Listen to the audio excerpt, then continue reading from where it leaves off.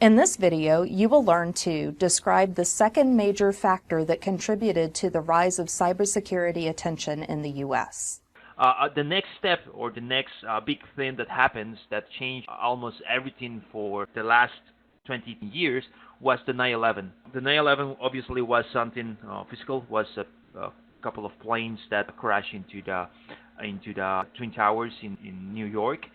But one of the things that the U.S. government tried to understand also was, first of all, how this could happen, how the coordination between different parts happens, and what happened if there is a 9/11, but not necessarily on the physical world, but on the technology, something like the destruction of the power plant or the destruction of the electricity network or the power network into or in any major or important city.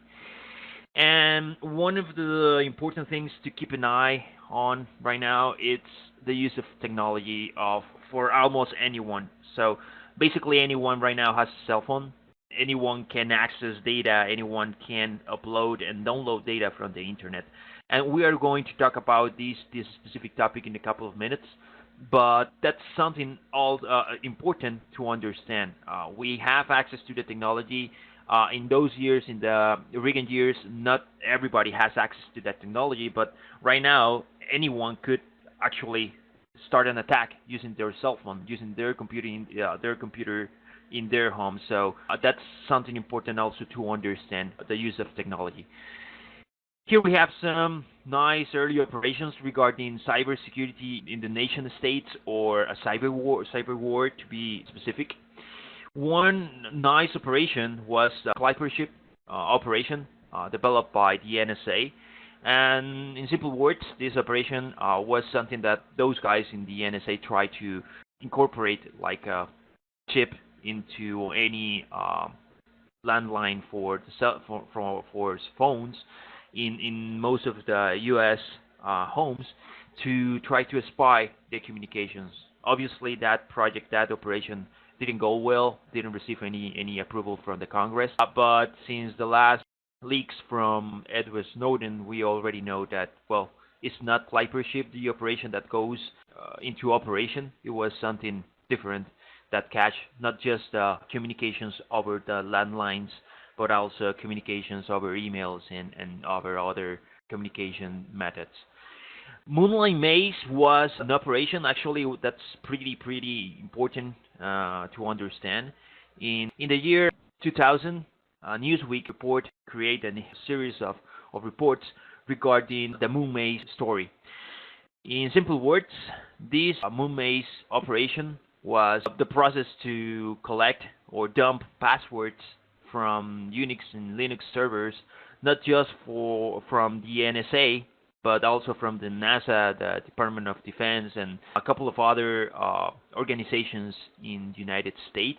This operation was one of the first things that happened on the cybersecurity warfare arena, because, well, at this moment there is no indicator or there is no real accusation for a nation or for someone in another country that performed this attack, but it's supposed to be the Russians that performed this operation.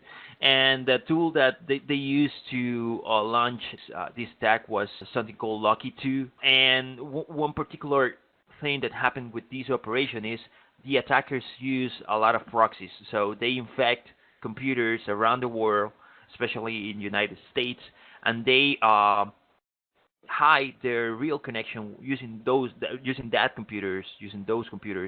So when they start, when the U.S. government start looking and monitoring the unauthorized access and the activities on those networks, on the NSA, on the NASA, on the Department of Defense networks, they collect information not from the real attackers. They collect information from the proxies that the attackers are actually using. Another operation, the Solar Sunrise. This operation is important. But this operation has one interesting component here. First of all, this operation was a series of attacks to the Department of Defense computer networks. It launched on February of '98, and essentially they exploit a known vulnerability on their on one operative system on the network uh, of the Department of Defense, and they use or they start the attack following a series of steps. Actually, that's part of the interesting part of the operation. They try to determine or understand if the vulnerability that the attacker wants to exploit exists on the network.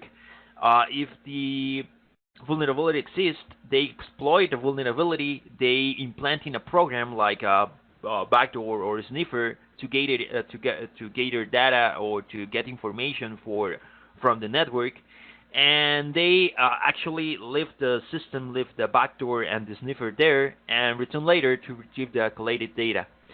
The attackers launch not just this attack for the Department of Defense network, but also for the Air Force, Navy, the Marine Corps, and also in other countries such as Israel, France, Germany, and they target some of the key parts of the network. They try to dump also passwords and documents from the technological or from the infrastructure on the infrastructure on the networks that they attack. But the interesting part here is who launched this attack. It was something, I don't know, maybe the terrorists, maybe a rogue state such as Iraq or something like that. Well, no. Actually, the attack was launched by two teenagers from California, and actually one of the teenagers was from Israel. So this is a good example of things that could happen, even if we are not dealing with the nation-state cyber command, and what things could happen if we do not secure our network. And the Bushot Yankee was categorized as the most significant breach of the U.S. military computers ever by the Secretary of Defense William J. Lynn, and this operation was uh, was part of a series of compromises on the year 2008, and then everything starts with a USB drive inserted into a computer in the Middle East military-based operation. They use a Trojan called Agent BTC, and the Trojan, the worm, keep or stay on the network for 14 months until the IT security staff from the military clean the infection.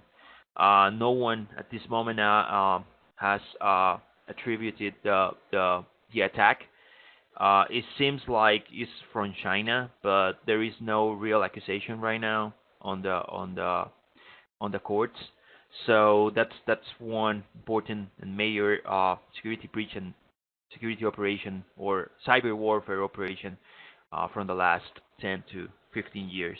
Then we have some other examples. Desert Storm operation on the early 90s and the Bosnia War. Those two are actually wars, are not necessarily cyber wars, but there is a component for the cyber war there. For example, on the Desert Storm, some of the radars that Saddam Hussein used to try to alert their military forces that airplanes are coming to destroy bases or things like that.